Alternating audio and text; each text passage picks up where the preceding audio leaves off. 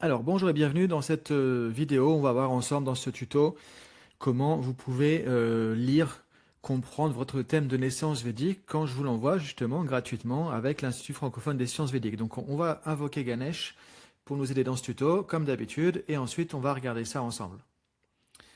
Om Gam Ganapataye Namaha. Om Gam Ganapataye Namaha. Om Gam Ganapataye Namaha. Om Gam Ganapataye Namaha. Om Gam Ganapataye Namaha. Om Gam Ganapataye Namaha. Om Gam Ganapataye Namaha. Om Gam Ganapataye Namaha. Om Gam Ganapataye Namaha. Om Gam Ganapataye Namaha. Om Gam Ganapataye Namaha. Om Shri Gurubhyo Namaha. Donc ce petit tuto, c'est pour vous aider par rapport à votre thème de naissance védique. Donc quand vous demandez justement votre thème de naissance védique sur le site de l'Institut francophone des sciences védiques, vous avez le lien juste en dessous de cette vidéo. Je vous remets le lien vers le site, vers aussi le lien direct pour obtenir votre thème de naissance. Donc ça ressemble à ça, c'est votre carte de naissance védique, donc de l'astrologie védique, du Jyotish, au format notamment Inde du Sud. Alors pour ça, vous avez un tuto aussi sur cette chaîne YouTube sur le format Inde du Sud, si vous voulez regarder plus en détail. Et là, je vous fais un petit récap pour savoir, voilà, quand vous recevez votre thème de naissance, ou si vous avez votre thème de naissance, même avec un autre logiciel que celui que moi j'utilise, qui est Paracharas Lite version 9, du coup, ça vous permet de vous y retrouver. Donc voilà les premières choses que vous pouvez voir. Donc on a ici effectivement écrit Birth Chart, donc ça veut dire thème de naissance. Ici on a écrit Navamsha. Donc on pourrait dire que votre thème de naissance, votre carte de naissance védique, ça peut être un ensemble aussi de thèmes qu'on appelle aussi les thèmes divisionnels. On va dire déjà la chose principale, c'est ce que vous avez ici. C'est pour ça qu'il y a écrit Birth Chart. Votre thème de naissance, qu'on appelle le thème D1 divisionnel numéro 1 ou thème Rashi en astrologie védique, c'est ce qu'on a ici. Ça, c'est des choses qui sont des thèmes complémentaires, ce qu'on appelle le Navamsha, donc le thème divisionnel numéro 9, qui est très intéressant aussi pour l'analyse de votre thème de naissance. Et ici, le Dreshkana, thème divisionnel numéro 3, que j'utilise notamment dans l'astrologie médicale. Pour l'instant, on va se concentrer donc sur ce qu'on a vraiment devant nous ici avec le thème Rashi ou D1. Donc, qu'est-ce que vous pouvez faire? Déjà, comment lire ça? Parce qu'effectivement, il y a différentes informations et vous ne pouvez pas forcément vous y retrouver facilement au début. Donc déjà, pour voir votre ascendant, ce qu'on appelle le Lagna en astrologie védique, vous regardez tout simplement où il y a écrit AS. Ici, vous allez voir effectivement que vous avez votre ascendant. Alors maintenant, effectivement, ce n'est pas forcément écrit, mais si vous prenez le tuto que je vous ai fait sur le thème au format Inde du Sud, puisqu'ici on est vraiment dans ce qu'on appelle un thème au format Inde du Sud. Je vais mettre le lien encore une fois en dessous de cette vidéo, parce que je veux faire vraiment un truc simple ici. Vous savez qu'ici du coup on est en signe Scorpion. Et donc ici on est en Scorpion, ensuite on est en Sagittaire, Capricorne, Verseau, Poisson. Et donc on commence ici en fait du coup dans le thème Inde du Sud avec Bélier, Taureau, Gémeaux, Cancer, Lion, Vierge et Balance. Donc vous avez les signes que vous pouvez retrouver donc avec le format Inde du Sud. Donc je vous donne le lien juste en dessous de cette vidéo au niveau du thème Inde du Sud, pardon. Le format Inde du Nord, c'est un format différent qui est, je trouve, un peu plus complexe. C'est pour ça que je vous donne ce qu'on appelle un format Inde du Sud. Donc voilà, ici on a l'ascendant. Ensuite, qu'est-ce que vous pouvez regarder? Les planètes. On a donc l'ascendant, ensuite on a le soleil. Alors comme c'est un logiciel américain, donc et de toute façon les logiciels indiens en général sont en anglais aussi. Donc vous avez le soleil, c'est Sun, S-U. Donc ici, vous voyez, on a le soleil qui va se situer ici. Donc on est en signe Verseau. On verra après par rapport aux maisons. Donc ensuite, si vous regardez la lune, c'est M-O, Moon. La lune est ici, donc on est ici dans le signe Balance. Ensuite, on regarde Mars. Là, c'est assez simple, c'est MA. On a Mars, donc, qui est situé ici, en Verseau aussi. Ensuite, on regarde Mercure. Donc, on a Mercure ici. Alors, Mercure, c'est ME. Donc, ici, il y a un R parce que Mercure, ici, est rétrograde. Vous retrouvez ici, vous voyez, en dessous, dans le statut des planètes, vous voyez que Mercure est rétrograde. Il y a un R. Ensuite, on continue avec Jupiter, JU. Donc, Jupiter est ici en Vierge. Elle est rétrograde aussi. Et ensuite, on a Vénus. Donc, vous voyez ici Jupiter, on retrouve le R aussi de rétrograde ici. Vous avez Vénus, donc ici VE, que vous retrouvez ici donc en Verseau. Alors elle est ni rétrograde ni combuste ou autre. Alors c'est vrai que Mars, tout à l'heure je ne l'ai pas dit, elle est combuste parce qu'elle est très proche du Soleil, donc ça veut dire qu'elle est entre guillemets brûlée par le Soleil, donc en astrologie védique ça veut dire certaines choses ensuite aussi. C'est pour ça que vous avez un petit C ici, dans le statut des planètes. Ensuite on continue, on a Saturne, Saturne SA qui est ici, pareil du coup en Vierge et qui est aussi rétrograde, donc vous voyez là vous retrouvez les planètes. Donc l'ascendant AS ou le Lagna en astrologie védique, ensuite vous retrouvez les planètes. Alors les signes, on a dit effectivement on commence ici avec Bélier, et ensuite on va dans le sens effectivement horaire et on va dérouler les signes. Donc c'est-à-dire qu'on commence en Bélier et on finit en Poisson. Donc vous pouvez retrouver, dites-vous que ici on commence avec Bélier, on va dans le sens horaire et on déroule tous les signes. Donc Bélier, Taureau, Gémeaux, Cancer, Lion, etc. jusqu'à Poisson. Ensuite, les maisons. Comment savoir dans quelle maison se situent les planètes? En fait, la maison 1, c'est toujours où il y a l'ascendant. Vous voyez, il y a écrit AS ici et il y a écrit 1ST, First House. First House. Ici, Second House. Donc, pareil, on va dans le sens des aiguilles d'une montre. Donc ici, on a maison 2, maison 3, maison 4, maison 5, maison 6, maison 7, etc. Donc ça veut dire que si on prend par exemple Rahu, on a Rahu et Ketu. RA, Rahu, nœud lunaire nord en astrologie védique, Ketu, nœud lunaire sud. On a Rahu ici, donc qui est en quel signe? Qui est en signe Cancer et en maison 9. Ce qui est écrit 9 ici. Donc vous voyez, vous savez retrouver les signes. On commence avec là où j'ai mis la croix en Bélier. Et ensuite, vous allez dans le sens classique des signes. Bélier, Taureau, Gémeaux, Cancer, Lion, Vierge, Balance, Scorpion, Sagittaire, Capricorne, Verseau, Poisson. Et vous partez de là, il y a AS, l'ascendant, c'est la maison 1. Bon, de toute façon, là, c'est affiché les maisons. Donc, vous voyez, par exemple, ici, on est en Gémeaux, en maison numéro 8. Voilà, donc là, vous pouvez retrouver comme ça les éléments de votre thème. Après, vous retrouvez aussi des indications ici, juste en dessous. Alors, ici, on a le type de signe. Est-ce que c'est un signe fixe, mobile ou mutable? Donc, fixe, c'est FIX. Un signe mobile ou cardinal, comme on dit en astrologie occidentale aussi, c'est movable en anglais. Donc ici, c'est MOV, un signe donc mobile, et un signe mixte, comme on dit en français, c'est dual ici en anglais. Donc vous voyez le type de signe aussi. Alors ça, j'ai une autre vidéo aussi qui explique les qualités des signes. Ensuite, les éléments ici, donc on a feu, terre, air, eau. Donc effectivement, vous voyez, on a ici water, air, earth, la terre.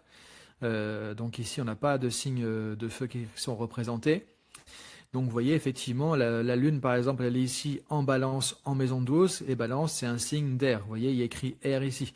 Et c'est un signe mobile. Ici, il y a movable. Donc voilà comment vous retrouvez. Maintenant, la colonne qu'on a ici, c'est les nakshatras, les constellations lunaires. Alors encore une fois, je ne peux pas vous faire un cours de Jyotish complet. Maintenant, je vous donne simplement ce que vous voyez en fait, qui est sur la page que vous recevez. Comme ça, vous pouvez voir les infos. Puis après, avec tous les tutos que vous avez ici, vous pouvez déjà décortiquer pas mal de choses. Et puis si vous voulez une consultation ou autre, vous pouvez me contacter directement. Mais en tout cas, j'essaie de dégrossir un peu les informations tout en restant assez simple. Donc ici, les nakshatras, par exemple, ça veut dire que la Lune ici, elle est en nakshatra Vishaka. Il y a VIS ici, Vishaka. On a Rahu ici, comme on disait, qui est du coup en signe Cancer et en maison 9. Et vous voyez ici Rahu, le nakshatra, c'est Ashlesha. Donc vous allez regarder ce que vous trouvez sur Ashlesha, vous allez comprendre ce que ça peut donner comme information. On va passer les colonnes suivantes, ensuite on va aller sur cette colonne-là, où ce qu'on appelle la force planétaire, le Shadbala, qui est une composition de différents calculs qui donne une force des planètes. On considère que 1, c'est OK, c'est la norme, on pourrait dire. En dessous de 1, c'est un peu faible, au-dessus de 1, c'est un peu plus fort. Donc on voit par exemple qu'ici, on a cette force planétaire, Shadbala de Mars, qui est à 1,41. C'est la plus forte, donc elle est assez forte. Ça veut dire que ça, si on pourrait dire un peu la qualité de puissance d'expression de la planète. C'est-à-dire que la planète va avoir une certaine puissance, elle va pouvoir s'exprimer, plus c'est élevé, et elle s'exprime moins puissamment si c'est en dessous de 1. Voilà comment on peut expliquer de manière un peu réductrice, mais assez simple, ce qu'on a ici comme force planétaire. Maintenant, là ici, c'est ce qu'on appelle le dispositeur. Ça sera un petit peu compliqué à expliquer dans cette vidéo, mais je crois que j'ai une vidéo tuto là-dessus aussi. Ensuite ici, ce que vous pouvez regarder, ce qu'on appelle le Binashtaga Varga. J'ai une vidéo là-dessus aussi, je crois, un tuto. C'est les Bindu, donc ça veut dire, on pourrait dire les points que la planète reçoit là où elle est située dans le thème. Donc ici, par exemple, le Soleil, on a 4 ici, donc C'est-à-dire que le soleil ici en Verseau, il a 4 points de Binashtaka Varga. Alors on pourrait dire que si on est à 3, 2, 1 ou 0, c'est assez faible. À partir de 4 ou 5, on est moyennement fort. Et puis au-dessus, on est assez fort. Donc sachant que ça va pas... en général, ça va être 0 le minimum et on va jusqu'à des chiffres qui vont être vers 7 ou 8 par exemple. Encore une fois, il y a beaucoup d'explications là-dessus. J'ai un autre tuto, je ne veux pas compliquer trop les choses, mais comme ça, vous voyez à quoi ça correspond aussi, ces différents chiffres ici. Donc, par exemple, dans le thème, on voit ici qu'on a Mars qui est à 2 points de Binashtaka Varga. Donc, alors, autant on disait tout à l'heure le Shadbala qu'on a ici, c'est on pourrait dire la puissance d'expression de la planète, donc elle va s'exprimer de manière assez puissante. Mars, en même temps, elle est combuste, donc elle est un petit peu embêtée aussi ici. Mais elle a des faibles bindus, de points de Binashtaka Varga. Donc ça veut dire, là, c'est pas la puissance, c'est plutôt, en gros, plus c'est faible, plus son expression va être entre guillemets un peu problématique ou entre guillemets maléfique, comme on dit, et plus les points sont élevés, à partir de 4 ou 5, plus ça va être entre guillemets bénéfique. Alors c'est pas pour dire bon ou mauvais justement, c'est pas si simple que ça, mais ça veut dire qu'ici on a une Mars en tout cas qui va poser des obstacles, donc peut-être déclencher un peu de l'agitation, de la colère, des choses comme ça. Ce qui fait que la personne va devoir travailler sur Mars, effectivement, pour canaliser cette énergie, qui est assez forte, parce qu'on a 1,41 ici en Shadbala, mais qui peut vite tourner vers de l'énergie, entre guillemets, négative ou mal utilisée. Voilà un petit peu comment on peut résumer. Donc vous avez ici la partie donc, principale, donc votre thème de naissance védique, vous retrouvez l'ascendant, les planètes, on a vu les différents signes, ça commence ici avec Bélier, dans cette case qu'on a ici, dans ce format Inde du Sud. Ensuite, Taureau, Gémeaux, etc. Vous êtes dans le sens des aiguilles d'une montre. Les maisons, vous regardez, il y a écrit 1, 2, 3, 4, etc. Comme ça, vous retrouvez les maisons. Vous avez les planètes qui sont relistées ici avec leur degré dans le signe. Vous avez les types de signes dans lesquels ça se situe, entre mobile, fixe ou mutable. Le signe feu terre RO. Vous avez ici si c'est combuste ou rétrograde. Ensuite, le nakshatra où ça se situe. Ensuite, on a ici la force planétaire Shadbala. On a les Binashtaka Varga qui sont ici. Ensuite, on a ce thème effectivement ici qui est intéressant aussi, le Navamsha, qui est un thème secondaire qui montre un petit peu l'évolution de la personne au fil du temps, sa maturation on pourrait dire. Et après c'est le même principe, hein, les signes fonctionnent de la même manière, les maisons aussi. Vous voyez qu'il y a écrit ici AS, donc on a un ascendant ici Vierge. Et du coup on a ici maison 1 en Vierge. Puis après vous continuez comme ça pour retrouver les maisons et les signes. On a toujours Bélier qui commence ici. Et donc, vous pouvez retrouver les mêmes éléments. Alors après, c'est une autre manière d'interpréter. Enfin, c'est complémentaire à ce qu'on a ici. Le Navamsha, vous pouvez regarder un petit peu. C'est un peu plus complexe, mais en tout cas, ça va donner une vision, encore une fois, complémentaire. C'est ce qu'on fait dans une analyse de thème.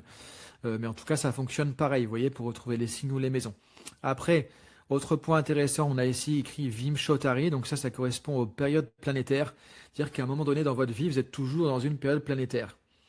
C'est-à-dire qu'il y a une planète qui prend le lead, donc qui va s'exprimer un peu plus fortement actuellement.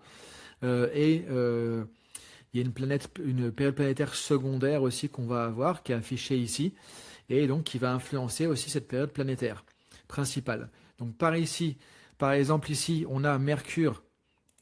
Vous voyez qu'il y a la période planétaire actuelle Mercure-Raoult depuis le 14 août 2024 jusqu'au 3 mars 2027 où ça sera Mercure-Jupiter, puisqu'on a MEJU.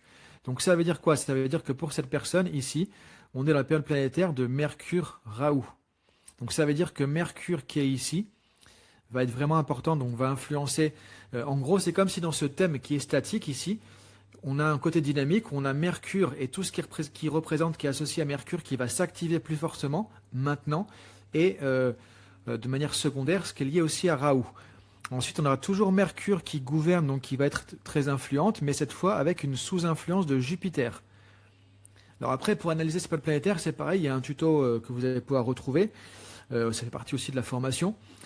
Donc ça, je ne vais pas expliquer tout maintenant, mais en tout cas, vous pouvez aussi repérer ces informations. Donc voilà, quand vous recevez votre thème de naissance védique, donc ça, je vous l'envoie gratuitement, vous avez cette information, c'est votre carte de naissance védique, un peu votre passeport, on pourrait dire carte d'identité, mais védique. Vous allez retrouver ces différentes informations et vous voyez maintenant vous pouvez déjà commencer à lire ça, à vous y retrouver plus facilement. Après, si vous avez des questions, vous pouvez toujours m'envoyer un petit mail. Et si vous voulez une consultation, vous voulez suivre une formation, évidemment, vous allez retrouver toutes les infos aussi sur le site vedic-coaching.com. Donc voilà, j'ai essayé d'être simple, alors peut-être un peu simpliste aussi pour ceux qui connaissent bien les choses, hein, mais ça s'adresse vraiment aux débutants ici. Et si vous voulez votre thème de naissance védique, regardez le lien qui est en dessous de cette vidéo et je pourrai vous l'envoyer. Vous aurez cette cartographie qui va arriver et vous pourrez retrouver de la même manière les éléments qui vous concernent pour votre propre thème de naissance védique. Voilà, j'espère que ça a été utile et je vous dis à très bientôt.